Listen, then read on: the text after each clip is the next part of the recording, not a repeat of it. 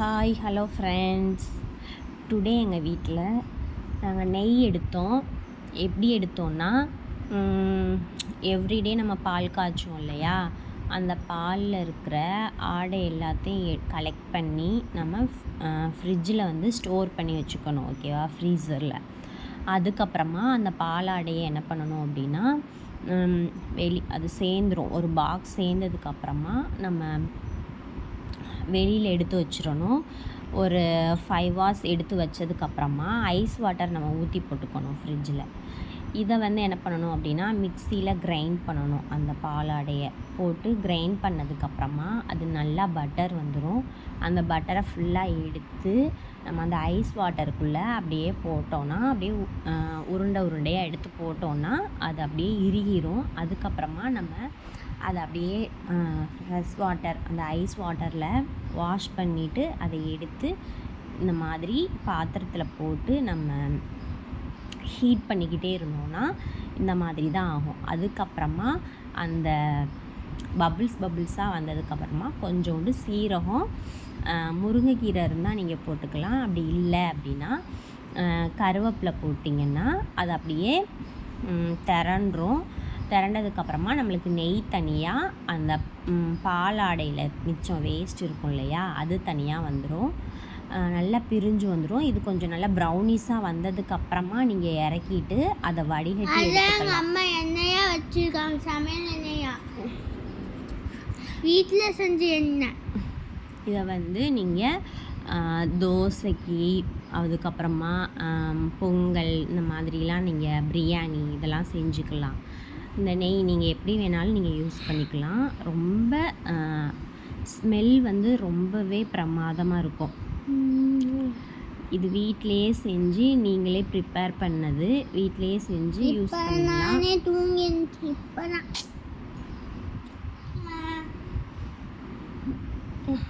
நீங்களும் இதே மாதிரி ட்ரை பண்ணி பாருங்கள். உங்கள் வீட்டில் பசும்பால் வாங்கினீங்கன்னா நீங்கள் இந்த மாதிரி செஞ்சுக்கலாம்.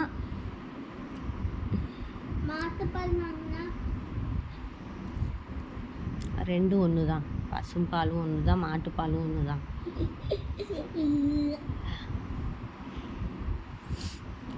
இதுக்காக ஆனால் நம்ம வந்து இதுக்காக ரொம்ப நேரம் வெயிட் பண்ணிக்கிட்டே இருக்கணும். எப்படியும் ஒரு 1.5 hours வந்து நம்ம ஹீட் பண்ணிகிட்டே தான் இருக்கணும். இதுக்காகவே ரொம்ப நேரம் வெயிட் பண்ணேன்.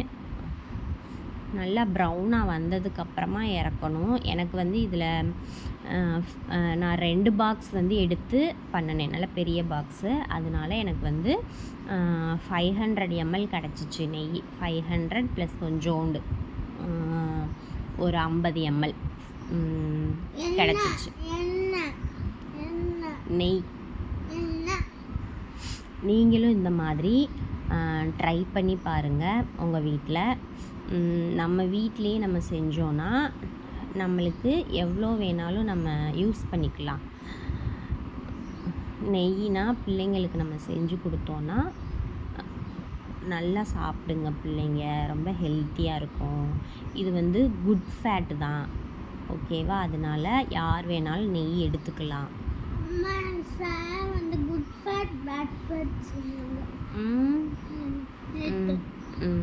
EVSலையா?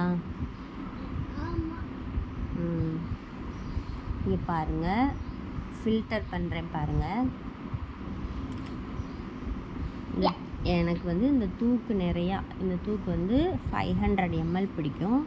அந்த தூக்கு நிறையா எனக்கு கிடச்சிச்சு.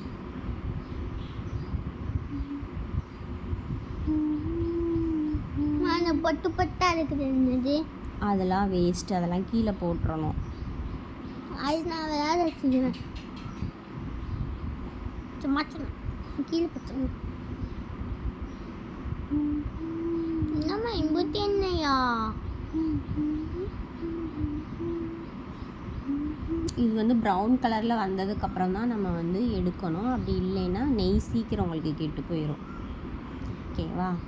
தேங்க்யூ. பிடிச்சிருந்தா லைக் பண்ணுங்கள், கமெண்ட் பண்ணுங்கள், சப்ஸ்கிரைப் பண்ணுங்கள். பாய் பாய். நான் வீடியோவே எடுத்துக்கிட்டு இருக்கேன்.